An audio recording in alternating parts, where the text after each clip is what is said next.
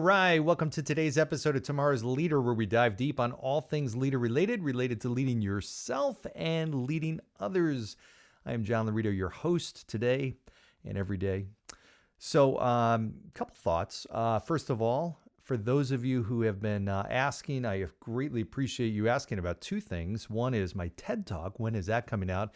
I'm extremely excited about that. I am waiting any moment for that final video to be sent to me so I can then put it out to social media and put it out to you. So stay tuned. I think by the time this episode airs, it will be only a couple of days away. So thank you. And that TED Talk was a great experience. It was a really cool thing. I was honored to be invited to do that. They are not easy to do, as many of you who have followed TED Talks, you know. Getting onto that platform is a big deal, so I'm certainly honored. It was a unique experience because, unfortunately, because of COVID, there was no live audience, so it was everything minus the audience. So it will be. I'm not sure if you'll be able to tell when you see it because of the way it was videoed, but it was me in front of a whole sound crew and production crew minus the audience. So I will look forward to doing one in front of a big audience again some point in the future, but I think you'll like it. I'm interested in your feedback and your thoughts.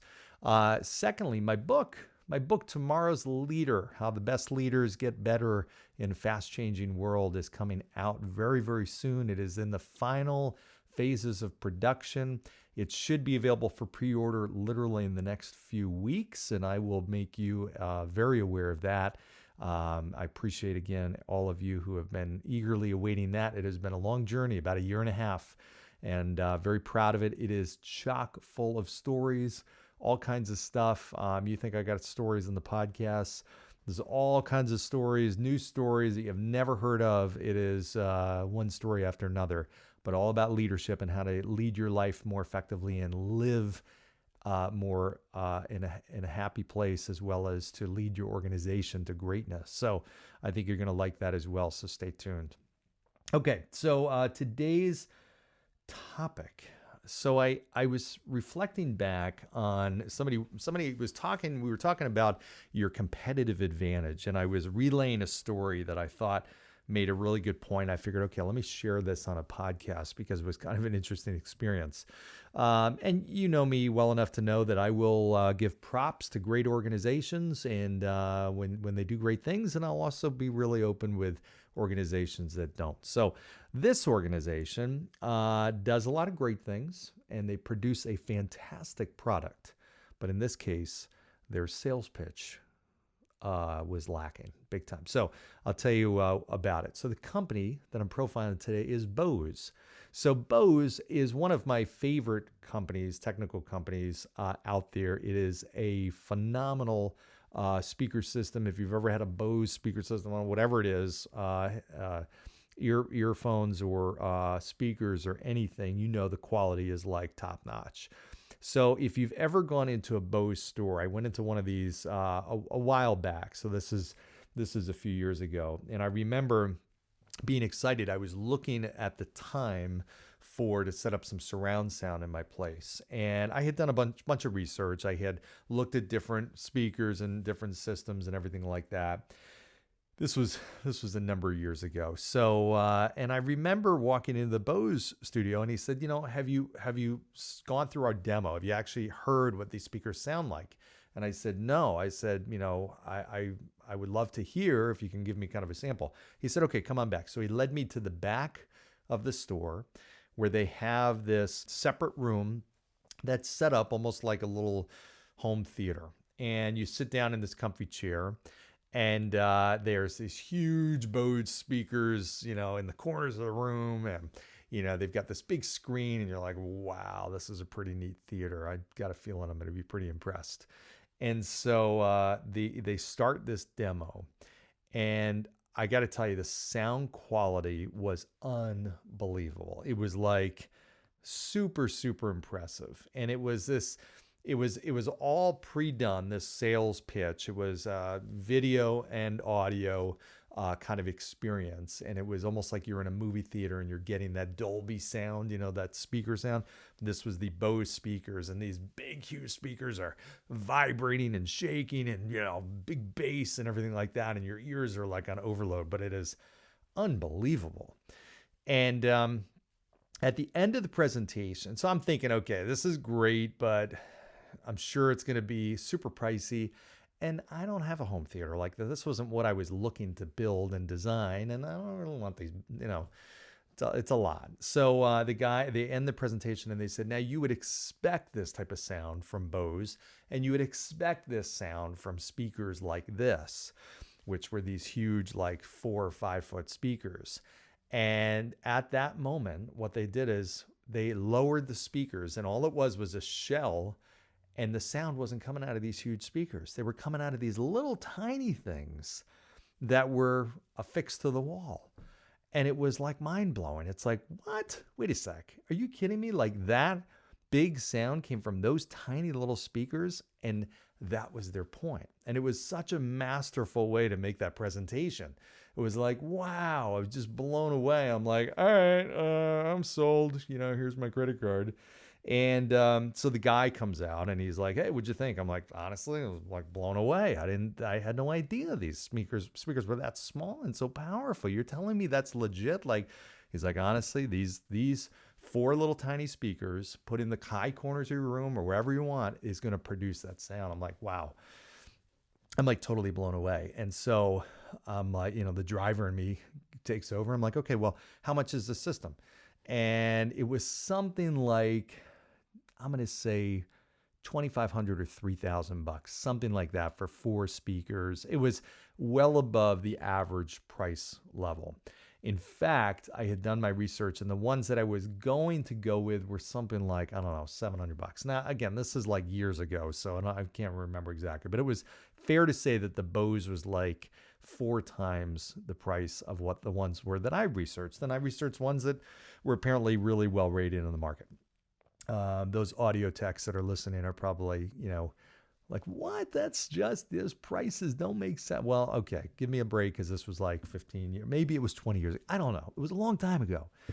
So any event, I'm like, okay, well, I said, listen, I'm ready to make a decision. I'm ready to buy something, but I've got these other speakers, and I'd printed them out. I had the thing, and I'm like, okay, what's the difference between these speakers that are $700 and what you're telling me these Bose are $2,500? Granted, I know it sounds great, but so do these apparently.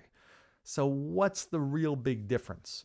And why are yours 4 times the average cost of all these other speakers?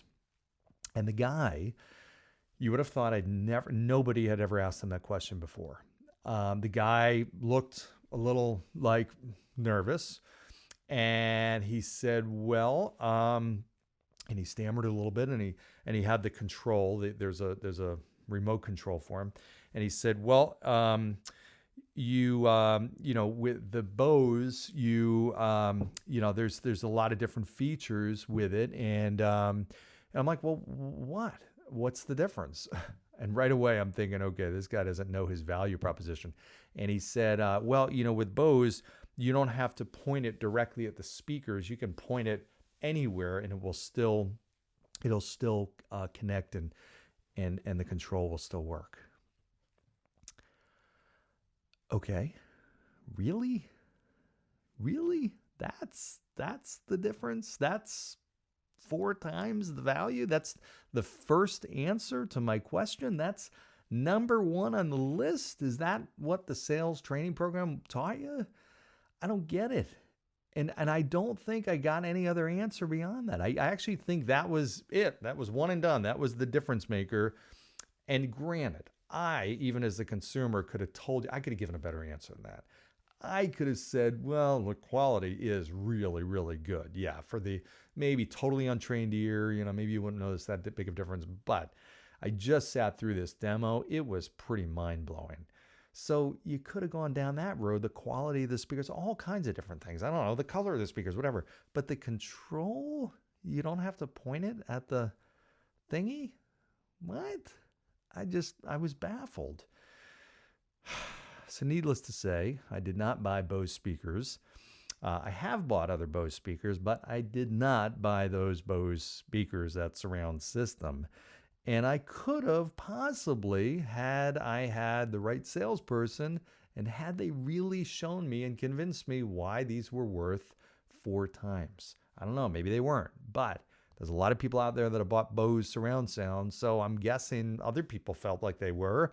Maybe other consumers had the answer, but this sales guy paid on commission, and that's his only job, and probably the most important questions he's ever going to get asked, was totally unprepared for that question. Basic question. Was a softball. I just gave it to him, and just all he had to do was knock it out of the park. And I was a buyer. I was right there. All right. You know I get frustrated with this stuff. So that's my job, though. I like to educate. I like to share pieces of wisdom, nuggets of goodness, whatever you want to call them. And hopefully you can avoid those types of experiences. Or if you're in that situation, if you're a salesperson or you're the leader, because in reality, that's the leader's fault, not training his or her salespeople well enough. That's your job. You got to make sure your people know the deal, the basics. They got to be brilliant at the basics. Thank you, Larry Post. That's Larry Postism. You got to be brilliant at the basics. You have to. That's your job. But you got to know that stuff. In this case, the person did not. So, in any event, that's my story today. I do love Bose speakers. I did not like my Bose experience that day. At least the answer to the question. I did like the experience, but not the answer to the question. So, hope that helps. Gives the an opportunity for the wheels to turn a little bit. Ask yourself, how well trained are your people in your organization? How well could they answer those questions? Drill them. How often do you get them together and role play? Think about a coach of a sports team. That's all you're doing is you're running through plays. Here's the different scenarios. If this happens, what do you do? If that happens, what do you do? You've got to prepare your players, your team. The same thing if you run a company, you've got to prepare your people. They have got to be great. They've got to be ready for those things that you know are going to be very common resistances or questions. You have to. That's just the basics of it. So I hope this gave you some fuel, some food for thought. Food for thought, not fuel. And again, email me, direct message me. Let me know what your thoughts, comments are. I greatly appreciate your suggestions for topics. Make sure you like, share, subscribe, all that kind of good stuff. Go down below, give a 5-star review, and we will see you next time. Thanks, everybody.